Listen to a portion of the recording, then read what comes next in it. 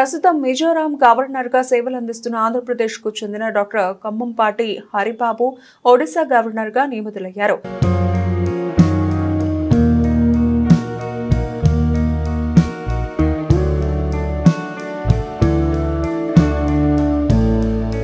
కేంద్ర ప్రభుత్వం దేశంలోని పలు రాష్ట్రాలకు గవర్నర్లను నియమించింది.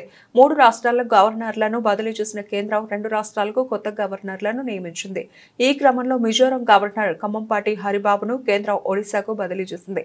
అలాగే బీహార్ గవర్నర్గా కొనసాగుతున్న రాజేంద్ర విశ్వనాథ్ అర్లేకర్ను కేరళ గవర్నర్గా, ప్రస్తుత కేరళ గవర్నర్గా ఉన్న ఆరిఫ్ మహ్మద్ ఖాన్ను బీహార్కు బదిలీ చేశారు. మిజోరాం గవర్నర్గా జనరల్ విజయ్ కుమార్ సింగ్, మణిపూర్ గవర్నర్గా కేంద్ర హోంశాఖ మాజీ కార్యదర్శి అజయ్ కుమార్ భల్లా నియమితులయ్యారు.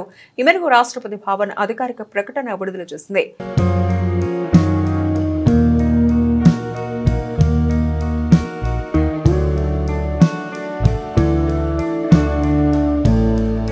కంభంపాటి హరిబాబు ఏపీలోని ప్రకాశం జిల్లా తిమ్మసముద్రం గ్రామంలో జన్మించారు. విశాఖపట్నంలోని ఆంధ్ర విశ్వవిద్యాలయంలో ఎలక్ట్రానిక్స్ కమ్యూనికేషన్స్ ఇంజనీరింగ్ చేశారు.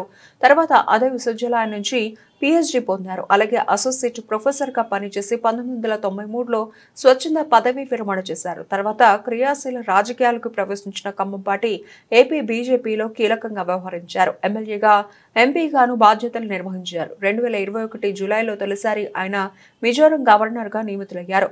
ఒడిశా గవర్నర్ రఘుబర్ దాస్ రాజీనామా చేసిన నేపథ్యంలో ఆయన రాజీనామాకు ఆమోదం తెలిపిన రాష్ట్రపతి తాజాగా ఆయన స్థానంలో కంభంపాటిని నియమిస్తూ ఉత్తర్వులు జారీ చేశారు.